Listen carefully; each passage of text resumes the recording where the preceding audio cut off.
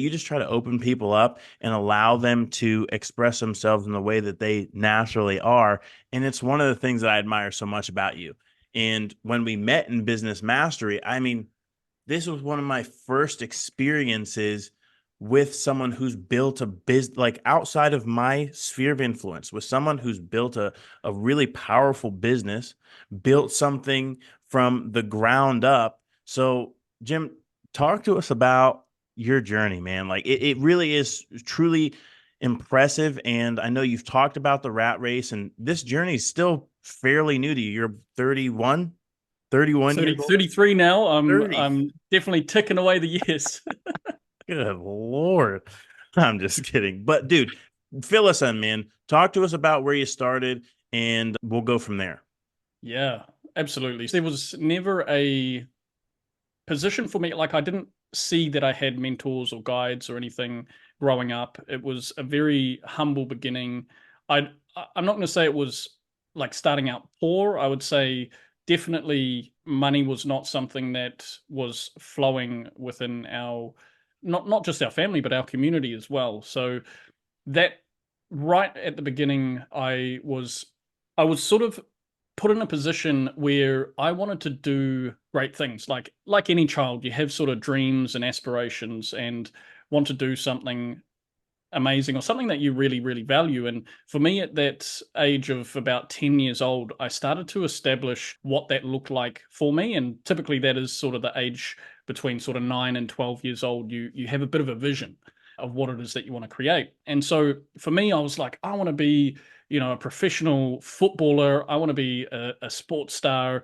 And I was actually really good at soccer. We call it football, but when I went to try and excel in that area and get higher level coaching and higher level training, I asked my mum, like, can we go to some of these trainings? Can I get into these rep teams or at least trial for it?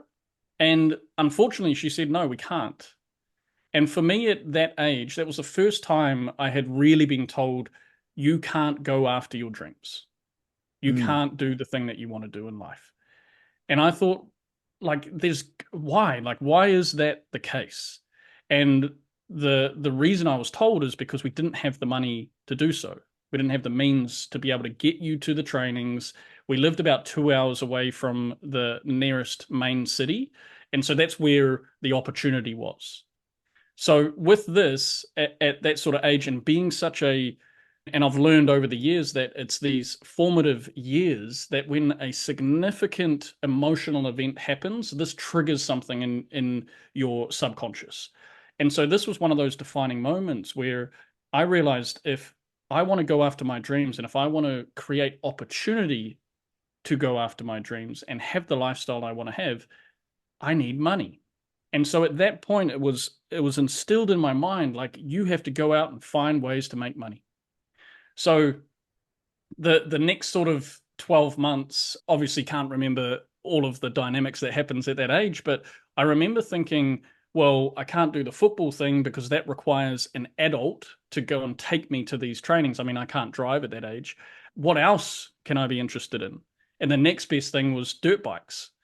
And again, that costs money to go and get a dirt bike. So I said to my dad at the time, I said, can you tell me like how can I earn money to go and buy a motorbike? And again, this is like a 10, 11-year old. And he's like, well, I don't know, you've got to get a job, right? And that's again just the way that people, the general population think is that you have to go and get a job. So I sort of looked around and thought, well, there's got to be other ways to make money, and saw that he had a car that he didn't use sitting in the garage. And so I said to him, hey, why don't you do something with this? And he's like, I've, got my own business now and I'm trying to get that off the ground. I'm trying to, I'm super busy doing that. And he just said, I don't have the time to do anything with it. And so I said to him, what if I sold it for you? Would you give me some sort of cut from that? And he said, sure. If you go through the effort of, getting it listed and finding a buyer and then getting it sold, you can have a portion of that. And so I, again, at 11 years old, negotiated with him to get 5% of that. And so I just listed it in the local paper and straight away had a phone call put them straight onto my dad. He had that conversation. They came and had a viewing and they bought it. And I was like, bing, light bulb. Yes, That was sir. the easiest money, obviously, the first lot of money that I had actually made, but it seemed like such an easy process. If you know how to add value to another person and you know how to articulate that and speak to the pain in which they're feeling. And so for him is I don't have the time to do it. I don't want to follow up with people. I don't want to talk with people to do this thing. So it's just going to keep sitting there. And so I saw an opportunity there, executed on it, made money from it, and was able to put that towards getting my motorbike. And so I did after, it was probably the one of the worst motorbikes back in that age because it was like what I could afford. But it was a very, again, pivotal moment in my life to plant the seed of there's not just one way of making money. And fast forward, I don't know, another 10 years, I had forgotten that. So Mm. I ended up going into the pathway of just doing a day job. And so grinding away, I ended up doing an apprenticeship because I thought I'm not going to go spend money on university without knowing exactly what I want to do. That didn't really make too much sense to me that I'm going to go into a whole bunch of debt to not know that I'm going to make that money back and then be able to pay it off. Unfortunately, a lot of people go down that path. Yeah, you were So wise beyond your years, brother. I was lucky in that sense that I had the foresight to think about how can I learn and get paid at the same time. So that was through an apprenticeship. So I did the electrical pathway. Again, stuck in that mindset that I have to work in a day job and spend less than what I'm earning, save the portion of that, put that away, and hopefully, one day, I don't know, buy a house and have a family, etc. So anyway, it was about I think I was about 21, 22. I got qualified. At the same time, I had my first child. So, again, another pivotal moment in my journey is all of a sudden I was lumped with a whole bunch of responsibility. This made me then believe that I had to work harder because I thought now that I've got another responsibility here that Mm. is much more than just myself, I'm going to have to work twice as hard to be able to provide for my family. And so I hustled even harder when it came to work. I kept looking for opportunities to level up and went hard for a few years and not paying attention to the family life. And so during that period, we had problems and challenges and things that typical relationships might have. But I just really wasn't paying attention to why things were going the way they were. And it got to a point where my partner at the time, so mother of my children, left and moved to a whole new country. So that was another big shift in thinking and going, well, what happened there, and how do I make a shift here and make sure I don't go down that path again. So again, that threw me into a position of right, you've got to figure this out. There's no other way, and if you sort of reflect on the things that my journey, I suppose, that is certainly the approach I take is you take full responsibility over your life. So whatever happens is a Mm. result of the things you have done. And so if you aren't comfortable with the outcomes, then you've got to take full responsibility for that. And so I looked in the mirror and went, what did I do? What happened? What do I need to change? And how can I change it? Now, that process did not happen overnight. That was a really tough period of my life, probably, well, hands down, the hardest thing that I went through, which was really dealing with the loneliness of being a solo father. By that stage, we actually had two kids. And so I had to really figure things out. I had to grow up pretty quick. With that, of course, and at that age bracket, there's in my town or in the city that I lived in at this stage, not a lot of people had kids at that age. So my friends and my friend group had to start to shift. And that was a difficult challenge to go through as well. So all of these things that were building and happening throughout my life, I didn't realize at the time, but it was shaping who I was becoming when it comes to being a business owner, when it comes to being a father, when it comes to being a husband. So all of these things started to stack together and form this foundation of constant learning, constant testing. And then, yeah, so anyway, got to a point where I decided that if I keep going down this path of just working my butt off and not paying attention to the family, my health, like these sorts of things, then I'm really not going to have the lifestyle that I dreamt of having. And why can't I have it sooner? What is it like? What's the fundamental thing going on here? What am I not thinking about to be able to create it? And it sort of came out of a bit of a breakdown, I suppose, one morning where I just woke up and thought, there's no way I can just keep going down this path. And so I had a chat to my boss at the time and said, what is the next step for me? Where do I go from here? And his response was, well, the next position is my position. And so this was a company of about 60 employees. And I was 20, about 26, 27 at that point in my life. And he said another 10 to 20 years. I thought, man, I'm not going to stick around for another 10 to 20 years just to get to one step above where I'm Right. at right now.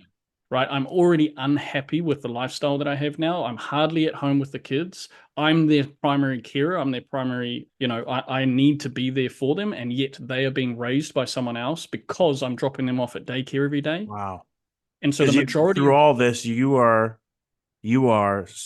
stay at home or not stay at home dad, but you are the sole caregiver. You are a single dad at this point with yeah, two kids, not just one, two. two under the age of 5. Wow. Yeah. So that's what I mean. It was a big shock to the system. Yeah. It was a huge learning curve. I had some amazing people around me to support me. I didn't have my family weren't living local, and some of them live in Australia, some of them live back in my hometown, and so I had to draw upon the network that I had as local to me. But it was a period of about 3, nearly 4 years of trying to figure all of this out. But it was this one morning that it all dawned on me, if I just keep going down this path, things aren't going to get better. And no one else is coming to save me. So when I had that realization, I decided in that moment, what's your options? Well, you can either keep doing this and you know where that road's going to end, or you can quit your job, sell your house, move over to where your family is, and try and do a reset. Just figure it out at that point. And so that idea seemed very scary. And I know there's a lot of listeners out there that will be feeling the same way, Definitely. especially in that transition period where you know things aren't working out the way you want it. And you know that you just have to make this decision. But that decision to make or step into the unknown feels like it's the scariest thing in the world, especially when you got responsibilities like having children. So obviously family, friends, everyone were like, oh, do you really want to do this? I mean, you've got a really secure job. You're in a great position at your work. You're on good income. Do you really want to let all of that go? And in my mind, I knew, I knew which direction, I knew what the outcome was going to be if I stayed there. So it was literally in that moment after having that conversation with the boss that I just decided, right, I'm quitting. I'm going to sell the house, which is, the family home. I thought I didn't really have any inclination to go towards property investing by this stage. And we'll get into that as we go as well. But because I made that decision, it felt like the universe shifted purely by making that decision. It was in Mm. the moment. And I've heard that since then, working with different mentors and coaches over the years, is they say the same thing. It's when you decide is when your whole world will change. And so it's in the indecision that everything feels as though it's still the challenge.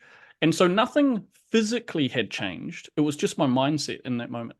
But what ended up happening was a whole bunch of incredible things. So after making that decision, quitting my job, boss trying to keep me there, offering me all sorts of different things. And I just said, no, I'm done. I had sold the house, made a bunch of money off it, didn't realize that I was going to make that amount off it, but it was enough for 3 to 4 years of expenses paid for. So in my mind, I went, wow, I've got 3 to 4 years to figure this thing out.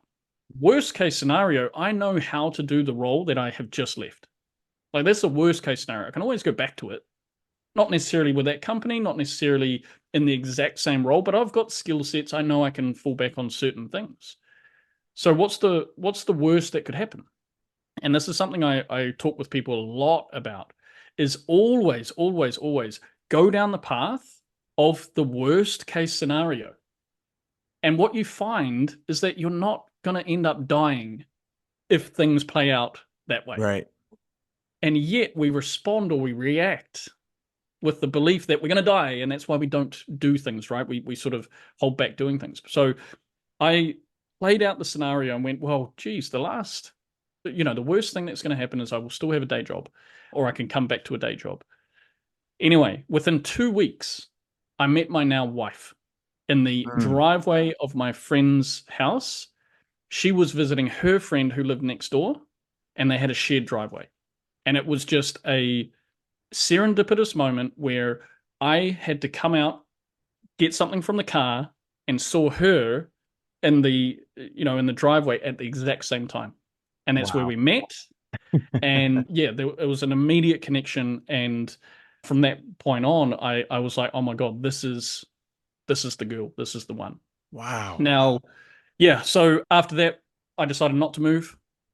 All right. So I did sort of a 360 on that and said, no, we're gonna stay because I've found the one. And yeah, since then because we made the money in the real estate, I said, look, I'm gonna try and figure this thing out because through what I know with a day job is no matter how hard I work and no matter how good I am at what I can do, I'm always going to be capped at either the opportunity, right? So the growth Right. prospective, I should say, or the income. Both of them are capped. And Mm. so for us as human beings, we want to keep growing. And I was speaking to a person yesterday about this, that he was in exactly the same position that I was before making that shift.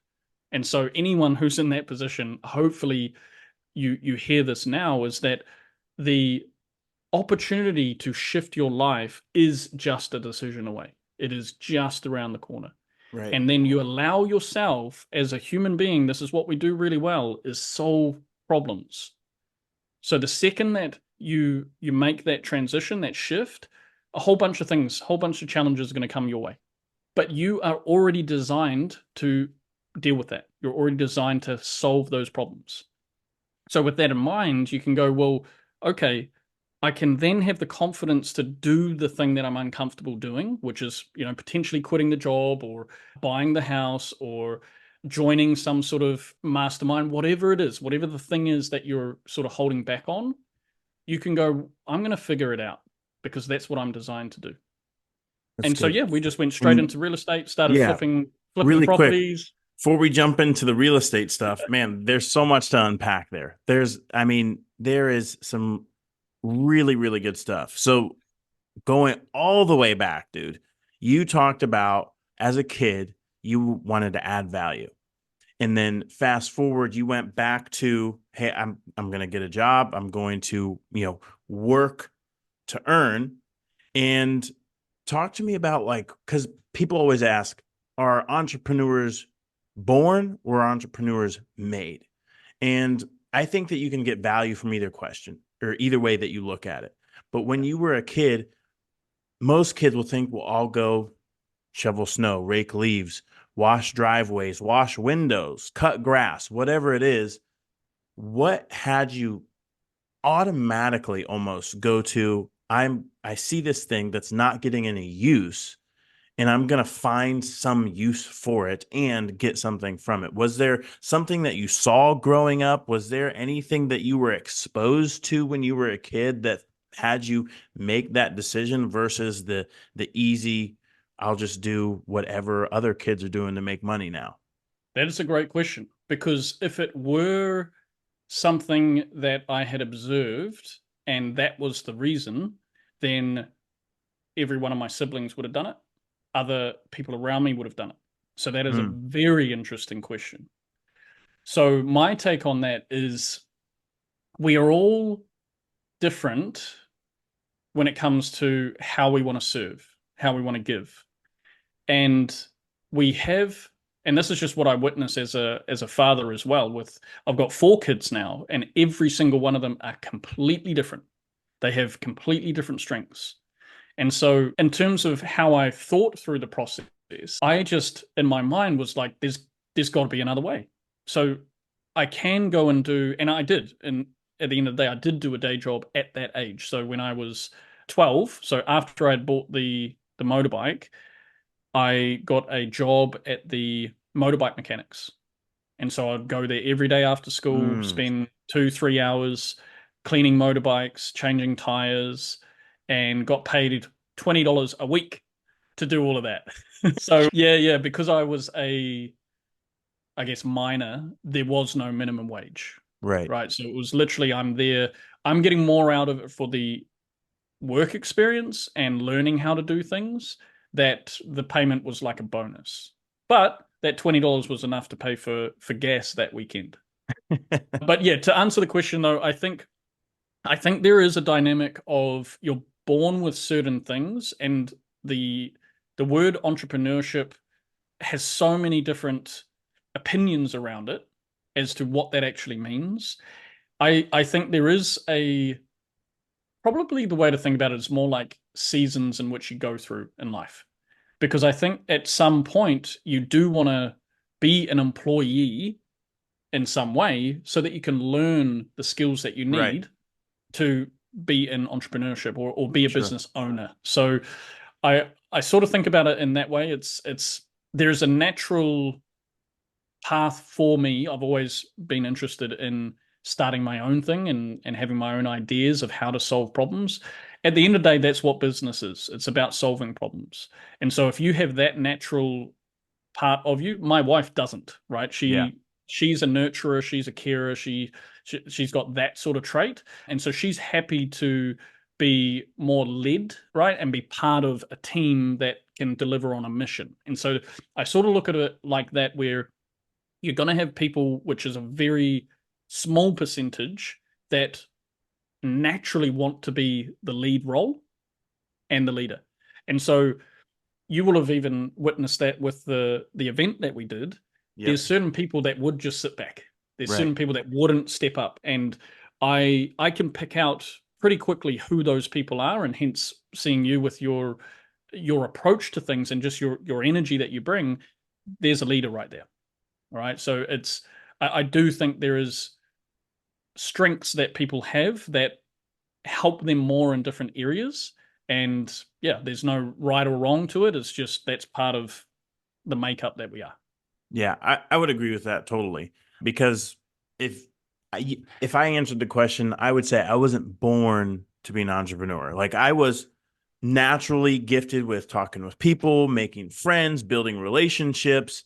And those are proclivities that I have that allow me to flourish in the business world. Like Tony Robbins says, he has entrepreneurial traits. I have entrepreneurial traits, but I wouldn't necessarily call myself an entrepreneur. I don't have a desire to build a business up, get the income up as much as possible, and then just move on to the next project. It's just not how I operate. I care way too much about those things to be able to do that. I want to build something long lasting and pour my heart and soul into it. And it seems like you have a very similar outlook. But what I wanted to ask you is, as you were telling this story, you were saying, I was stuck here. I didn't want to be stuck anymore. And talk to me about why you use the word stuck when it comes to working that job, being in the same place mentally, physically, financially, because I think that that's a really big sticking point for some people is making that decision. Well, one, realizing that we're stuck, and then making the decision to actually do something about that position in life. Yeah. The feeling that I had was what ultimately triggered me to consider, why do I feel that way? So every Sunday evening, I would have this feeling in my chest when I would remind myself that tomorrow I'm going to work. We call those the Sunday scaries. Oh no, tomorrow's Monday, dude. And so what's worse is when you have that feeling on a Saturday Mm, because you think it's Sunday. And so when I was aware of this, when I realized, why do I have this feeling? Like, what is it that keeps happening? Am I justifying all of the things as to why I'm doing the job just because everyone else is telling me that that's what's meant to be done? Like, is that so? I guess I became curious, and step one is to actually just listen to your body, listen to your what like observe is another way of thinking about it. Mm, So I observed that, and that's why I can clearly remember what that feeling felt like. And I didn't like it. Once I became aware of it, I knew it was there. Like every single week, it would come up and like, oh my God, we got work tomorrow. I didn't actually pay attention to it. I wasn't like, what is that feeling? And so what I why I use the word stuck is because you're not necessarily I wasn't aware prior to that moment. So some people will not feel stuck because they're not aware of it. And then the second they become aware of it, they're like, I'm not moving. And when I try to wiggle, it's really difficult. Hence the word stuck comes into play. Now, that's what excites me is when I find people who are in that position because I can speak directly to what that feeling feels like and give them tools, give them resources, give them frameworks to think through so that you can see it from a different perspective. The second you see it from a different perspective, like I did with making that decision and quitting my job, from the outside, it looked crazy. But if you look at it now, you're like, of course you had to do that. right. You wouldn't be where you are now if you hadn't. And so to go slightly off topic on that, but in that same thread, is I mentioned earlier about going down the worst case scenario path. Equally, you need to go down the best case scenario path as well, because that allows you now to see what could happen, see what the possibilities could be, who you could become, and how that might feel. Now, because you've done both, you find balance and now you make clear decisions. And just by being around you, knowing how great you are and how much passion and compassion you have for other people that are in that situation, even people who have made the decision to take their life on a new positive path, we still find these places where we get stuck. You and I were just chatting about this just yesterday. In your experience, Jim, what is it that keeps people from making that decision? Okay, I realize that life is not what I want it to be right now. What stops people from making the decision to do something about This is purely my opinion and my experience. It comes down to environment. Now, we can reverse engineer it to get it back to why that's my answer. And so it might make sense to dive into that just a little bit. It's being aware of why you do what you do. Like, why are you currently doing what you're doing? Most people don't even ask that question. They're like, oh, I've just always done it. Huh. So if you've always done what you're currently doing, what's the outcome? Well, it's the life you've got right now. it? Right. And so you ask yourself, well, why do I just keep doing what I'm doing? There's a reason for it. Otherwise, I wouldn't be doing it. Well, it's because of this, it's because of this, it's because of this. And then we go back a layer below that and ask, well, why do I react in that way for these things? Why do I take the action based on the environment that's happening? Well, it's because of the environment. So, who am I spending time with? What am I listening to? What am I reading? What am I thinking as a result of all of these things? Well, I'm going to be thinking a certain way. And so that's why I always say it comes down to your environment. Wow. What information is coming in whatever modality that's coming in, however it comes to you, it Yeah. all affects you. It all influences your decision making, whether you like it or not. That's Yeah. why there's subliminal messaging that we don't even know why we went and bought a particular brand. We just thought that was the best brand. No, you were programmed to think that. Right. And so if we're not paying attention to these things, we just become a passenger to our lives. So that's why I always ask that question. Well, why do you currently do what you're currently doing? Don't worry about what you want to do yet. Let's reverse engineer why you're where you're at. That's really good. So that now it's really important so that the individual can establish what that is, right? Because there's no point in me telling you why things are happening because I don't know. I'm not you. I'm not part of, I haven't had the history that you've had. I'm not in the environment that you've got. And so I can only serve and can only help people to see within themselves what's going on. And so it doesn't matter what we're talking about, whether it's flipping houses, whether it's finding a long lasting relationship, whether it's parenting your children, whether it's performing at a high level when it comes to whatever sports you're doing. It's the same thing. Why do you do what you currently do? Because if you want to get to a certain level, regardless of what area of life it is, you have to do things that gets you those results. And Right. so you have to reverse engineer and figure out what environment do I need to be in to foster that. That's really good. And as you're saying that, I'm just thinking about it's like someone being on autopilot in a plane that they don't really know how to fly. Mhm. It's like I could put my hands on the whatever you call well you fly planes. What do you call the thing that you The put yoke. the yoke? I could put my hands on the yoke, turn autopilot off because we're hitting some turbulence, but it's scary. So fear, I would also to jump on what you're saying is like fear also stops people, the fear of the unknown, the fear of taking that step in it not going well, or it going well and not knowing what happens on the other side of it going well. So being on autopilot, we're just going to do whatever our environment, whatever inputs the environment gives us, we're just going to react that way instead of responding. Oh, I can see that this is coming my way because now I'm tuned in. Now I'm aware of the dials and the signals, and the plane has actually been beeping at me aggressively for the past hour and a half, and I didn't realize it. Now that I'm aware of that, let me put my hands on the yoke.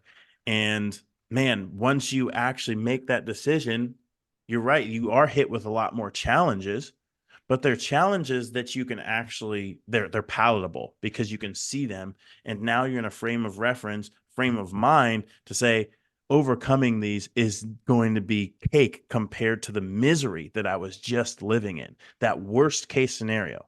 If the worst case scenario is everything stays the same, man, we have a world of possibilities right in front of us. It's massive. That it's a great analogy, a great way to think about it. I would almost assert that you're not even, most people aren't even the pilot of that plane.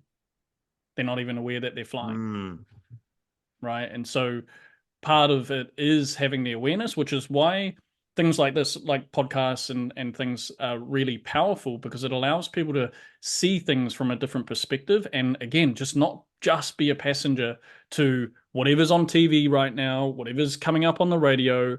And, when I work with people, I often mention to them that I haven't watched or listened to the news for 6 years. Like, I didn't find out about the whole COVID thing until a family member let us know, wow. right? And so there's power in that. Yeah, depth, Reason huge being is power. I don't freak out because I don't hear what's going on, right? Exactly. And so I pay attention to what I need to pay attention to, which is by design. Okay, and I talk about this quite often is designing the life that you want to live, and then just reverse engineer it and go, well, what would I have to do to have that life? What behaviors would someone who has that life, what behaviors do they have?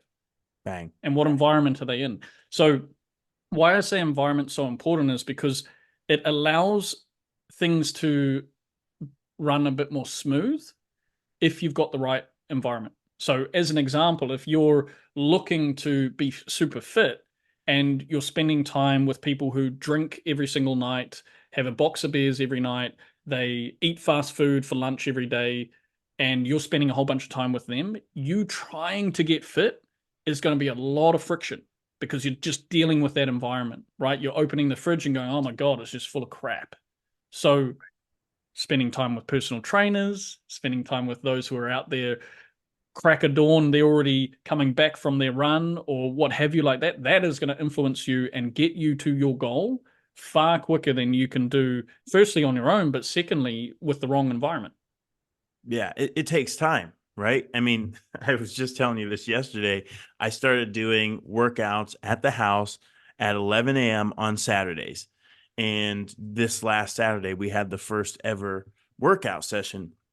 And, our environment shapes us. One of the guys shows up. He's got a bag of Bojangles. I know you don't have Bojangles out there in New Zealand, but Bojangles is like Southern fried chicken, fast food style. It is absolutely delicious.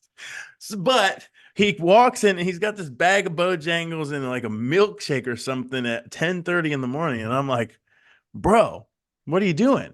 But that's okay. He showed up, right? Showing up is step one. And then me saying, "Hey, dude, if you show up 30 minutes earlier, I'll have some eggs ready for you, and you won't have to go and grab Bojangles in the morning. I'll just make that. I'll help you make that decision easier because it's not going to just happen overnight. It starts with one tiny decision, and then from that decision, many better decisions will come after it as long as you stay consistent." Yeah. And so, again, that's where I would go, why did he do that? And I would have that conversation, right? Is to go deep on that and go, why did you have that? Because there's a reason you had it. Let's figure out what that is so you got clarity, so that you Mm. understand that you are responsible. And by you having these unconscious behaviors and things that you don't even realize are damaging, none of that's your fault. But now that you're aware of it, it's 100% your fault. And 100% your responsibility, like you talked about earlier, to do something about it.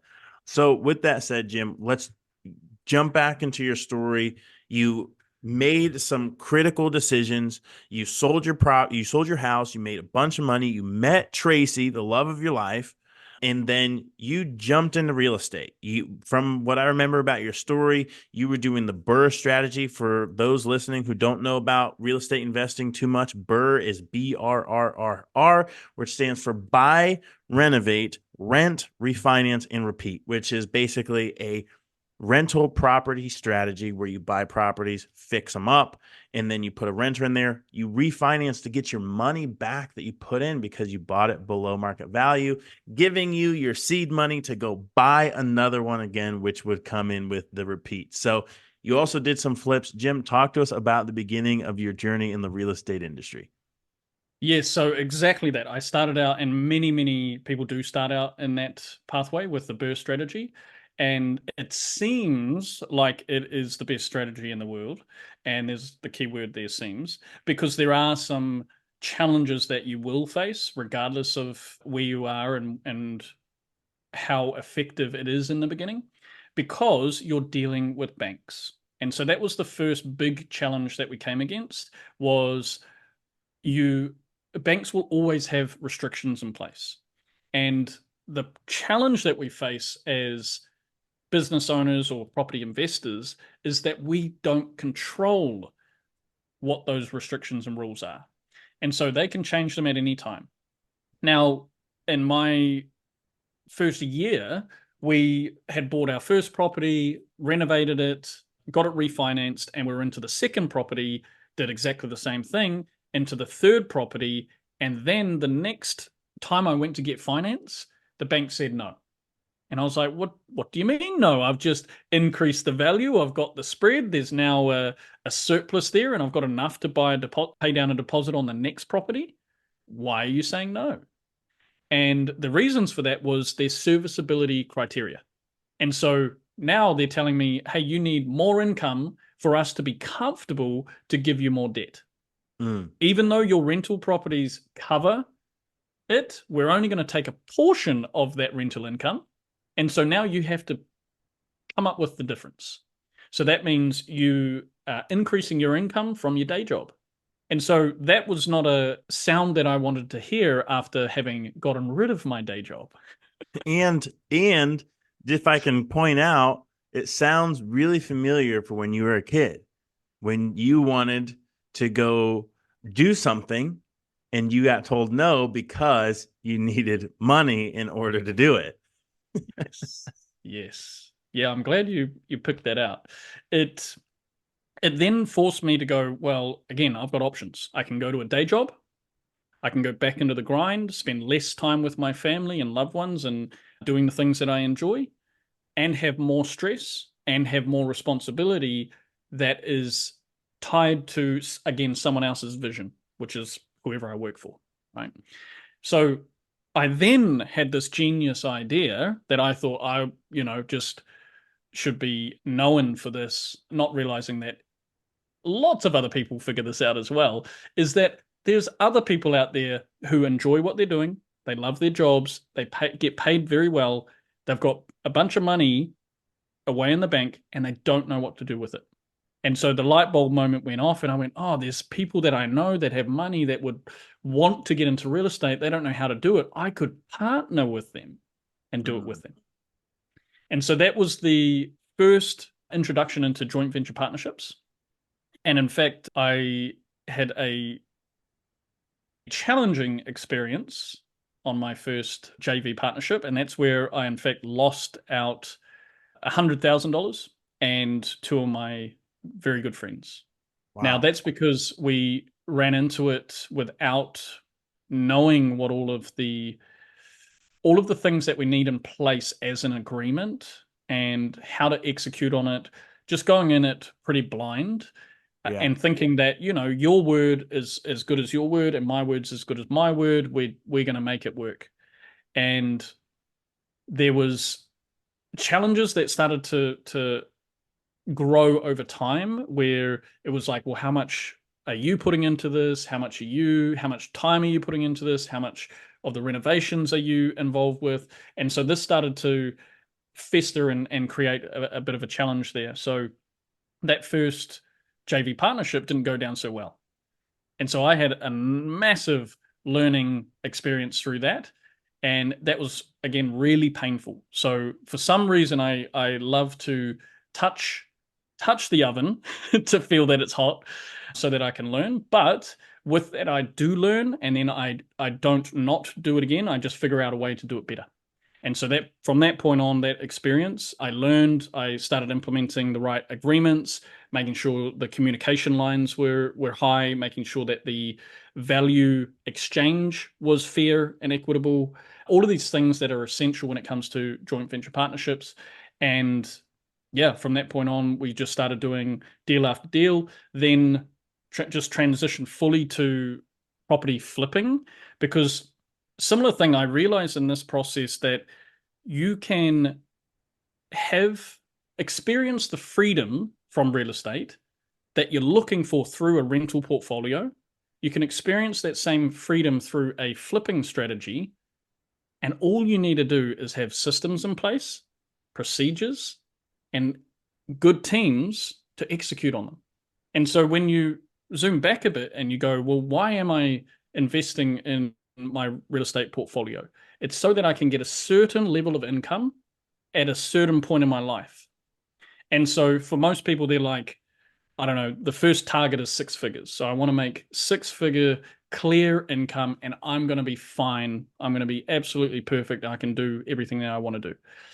Now, there is a period of time that would likely take if you are not going hard with the strategy and everything doesn't align, then you hitting that target in within 10 years is a massive, massive feat.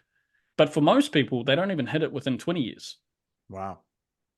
And I would observe this with different programs and things that I'd be a part of, different real estate programs. And I'd see where some people have been in real estate for 20 years and they still weren't at that level. And I'm like, why is that?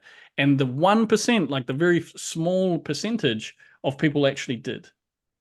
And so when I saw that there's this pathway I could go down, I'm getting hit by bank restrictions. They're constantly saying, changing things. And here in New Zealand, they keep changing the LVR restrictions as well. So we went down to a 60% LVR. So we had to come up with 40% of the value of the property, which was massive compared to the 20% that we were used to. And so that sort of killed that idea, that whole, okay, like for me to create an extra 40% of value in a burr strategy was very unlikely. It's going to take years for that to actually appreciate to add that 40% value. And so, yeah, that sort of stopped that in its tracks. So that's where the flipping strategy came into play. And I realized, like, on one flip, so for example, our first flip, we made around $100,000. And that only took 6 months.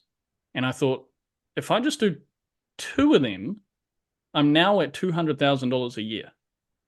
What if I had a team doing that for me? What would be possible?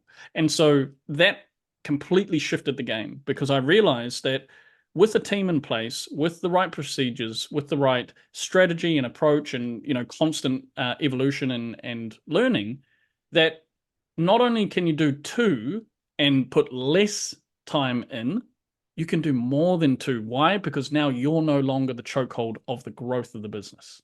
You're no longer in the way. And so that was a huge breakthrough moment because I was in this mindset of I'm DIY, like I've got to do as much of this as I can myself. But that stopped me from being able to earn again more than that 200,000. So I had, with that mentality of come in and work for yourself and flip some properties or even, yeah, whatever strategy it is, even if you're developing, if you were in there doing all of the work, then you are no different to an employee. Right. Why? Because you're capped in terms of the income that you can get, because it's only you executing on it. The way that you expand and grow beyond that is by implementing a team that can then scale it. Grow. And you might not have gotten to that point had you not experienced having bad JV partnerships, Yep. having gone through the pain of this is what happens when we don't have things in place. This is what Mm-hmm. happened. Like that, it seems like as you're telling me that story, that was kind of the birthing of the systems and processes that you have in place now that I respect you for, because man, you had to, some of that stuff had to get burned down, feel that pain in order to move in the right direction. And so you one, you might want to be careful talking about making all that money out there in New Zealand. You're going to have a bunch of people listening to this who are about to be like, I'd like to make $100,000 on a flip. First of all, if you're knowing that you're doing out there, that's absolutely phenomenal returns on flips. I know people here, I myself included, as a real estate investor, would love to get my hands on properties like that. So is that something that's fairly common out where Look, you're man, at, or? our members have, so I also have a education platform where I'm teaching people how to do this. Now, our members have exceeded what I've done. So Wow. I've had one member that made 600,000 off one flip. I've had another one that did 390,000, another one that did 250,000, another one that's, so on average we're sitting at around about 100 to 150,000, so probably the average is 150,000 per flip. It is a very specific strategy that we run, and it's very straightforward in the sense that, again, it goes back to how I started at 11 years old, which is how do you add value? How can I Right. add value to the marketplace? And so that's the approach that we look at every single one of these flips is what real value are you adding here? Because if you're not, and you're hoping that the market's just going to go up and you'll just ride a wave, then one day it's all going to come crashing down. Yeah, and you don't have a business at that point. Exactly. You're riding on hopium. Yep. You're just riding it out. Hope's not a strategy. Yeah, that's really good. And so what I'm hearing is there's multiple different ways to get to this financial freedom, to get to the level of income that you want. You could have, knowing you and the grit that you have, could have easily pushed past the BRRRR through the challenges that you were facing in the BRRRR strategy, but you decided, hey, I'm going to switch gears a little bit and focus on this, and boom, you had a realization, and that's the niche that you found, and now you've transitioned not only to doing flips, but now you're teaching people how to do the flips. So, talk to us about what you're calling property CEO. I've known you since you started this with your partners and seen the absolute insane growth that you have experienced by implementing systems, implementing partners who have skills that complement where you're weak, and you have skills that complement where they're weak, and how you've been able to grow that. Talk to us about property CEO. Yeah, so I like the line of questioning around that, around the mixture of strengths and weaknesses. So again, this is something that I learned through the process is you can go and figure it out yourself. You can go and learn the skills and all the things that you need to do. And that's going to get you to the outcome that you want. The way I look at it is if I can partner with those who already have those skill sets and our vision aligns, our values align. That's a key distinction there, and something I learned during my JV process is the values have to align. You have to want to get from A to B in the same way. If you want to be in different vehicles and do it differently, then it's not going to work out. Right. So you have to align in terms of your values. And once you do that, you get from A to B just way quicker. And so that's why I say there's no right or wrong way. It's just what is the outcome that you're looking for. If you're looking to go faster, well, then you look at partnering with people and mastering the art of partnering with people. If you want to get there in a surefire way, you want to take on all the responsibility and you want to build those skill sets over a period of time, then do it the other way.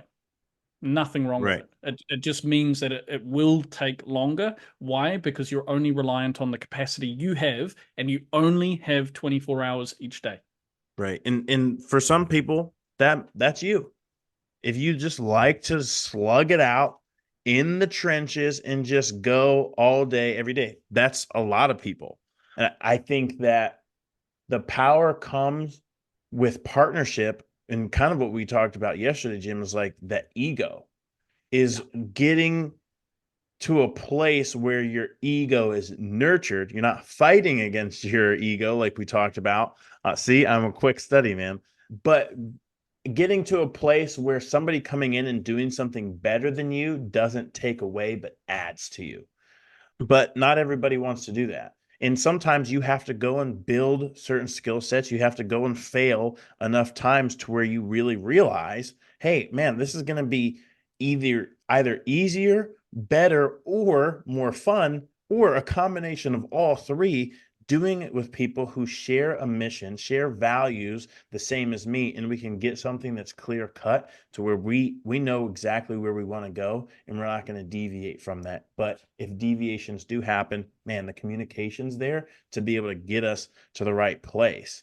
And I know right now where I'm at in my business, man, I'm slugging it out, and I'm ready to slug it out. I went through the partnership, and that just didn't end up working out for me. I love him to death, still one of my best friends, but it wasn't working. So we had a separation period, get into the trenches. And man, I know that partnerships are in my future. But right now, what I'm building is just getting in the trenches, figuring it out and getting it done. And that's how moving along for me right now is making the most progress. So yeah. Well, that's one thing to touch on as well is by by saying partnering with people and accelerating, that does not mean that you take your foot off the gas. Good. So that is a really, really important thing to be mindful of is it's not about how can you get more time back to do less work. It's how can you be more efficient in the work that you're doing because it's less about you and more about the thing that you're producing for others. And so the question you ask yourself is not how much can I do or how little can I do? It's how much productivity can we get for those we're looking to serve. And with that mindset, you can then detach yourself and go, okay, so it's not about how many hours I put in, it's about how effective the collective is Mm. in producing more. So we'll be looking at technology, we'll be looking at hardware, we'll be looking at software, we'll be looking at people, we'll be looking at our systems, our procedures, every single aspect here to go, how do we be more productive? So that's why I say it's a key thing to be bearing in mind is you you want to design the life that you want to live, but you want to execute on the things that are required to have that lifestyle. Now, what I'm not saying is you need to do 100-hour weeks. We're not trying to be Elon Musk out there unless you are. Good on you. But for me, I've got my children that I want to spend a bunch of time with. I've got my wife that I want to spend a bunch of time with. And so I design things in such a way that I can execute on my mission plus give as much time and energy that I want to those who I love and doing the things that I enjoy. So again, it comes back to looking at what is the outcome that you're looking for, what's required to make that happen, and then as long as you know why you're doing what you're doing, you can execute on it. The second you have lack of clarity around that, there's going to be friction and you're just not going to do the things you need to do and you're going to do random other stuff. You see how like I'm coming back to that same position of like we need to understand what the environment is and why we respond in a certain way. Mm. Second we do that, we change the game. And when we step into new arenas, our environment's going to change, and we need to be aware of that. and respond accordingly. And it sounds like you're doing that. So property CEO, you have how many students, like what is the, I guess the process in which you take them through, and then what's the outcome? I mean, Yeah. So obviously you had we've already mentioned, people are doing massive numbers on the flipping side, and that's just got to be such an awesome, incredible feeling. And I also know that yes, on the business side, people are excelling. You're taking people through a structure, but you're also really instrumental and really passionate about the mindset side of the business as well. So how does that work? yeah. So I mean, from for property CEO, we over the last 12 months alone, and we've really only taken off in the last 12 months because we've taken it seriously in the last 12 months, but we've helped over 100 people over that period of time. We're looking to expand again into, we're going to go international, so we're expanding into Australia first, and then most likely UK and US as well, and Canada and other places. So we're looking to expand. I mean, the results are insane, and which is why I love it, because it's bringing in amazing people, helping them see where they're amazing. Because as you said earlier, I don't try and get people to change and reset and do everything from scratch. I go, well, where is your skill sets? What are you already great at? What have you got experience in? And then how do we leverage that to go bigger, faster? With the fundamentals that we teach at Property CEO. So the procedures and the frameworks that we use, we can adopt that and put that into whatever the thing is. Now, for some people, they are starting from scratch. So we just roll out our particular strategy on that. But, we've got property developers in there, property investors who are still looking to buy and hold, and they have the capacity to do that. They just adopt our strategy now to get bigger margins, and so that they can do more. And so, yeah, although we are known for focusing on the trading side, so the flipping side, the same buy process applies to any other strategy, because we're always looking to discover undervalued assets in the marketplace and then showing how to solve the problems that they have as to why they're undervalued. I mean, once you get people to the right mindset, I mean, what is the what's the outcome of that? You get people, hey, man, I'm really struggling here. How does that correspond to the business side of things? And why is it so important? Results. That's it. It is results.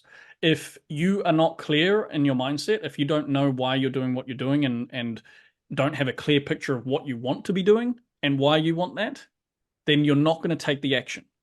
So that is where procrastination kicks in, because you don't have the clarity, right? Or you just, and well, yeah, it's part of the why part of it. If you don't have a emotional attachment to it as well as a logical understanding, you're not going to take the action.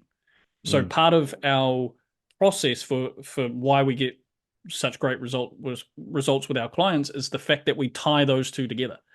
Now, I've been through many, many different training programs, coaching programs, all sorts of different mentorships and things. And it's very rare that the programs touch on both the mindset side of it, but also the emotional part of it. So those two need to combine and align, and then you take action. So it's a natural thing for when you go deep enough to figure out all of these things that I've just mentioned. The byproduct of that is results. You just have to go and do it. Bang. Ladies and gentlemen, Jim Dodd,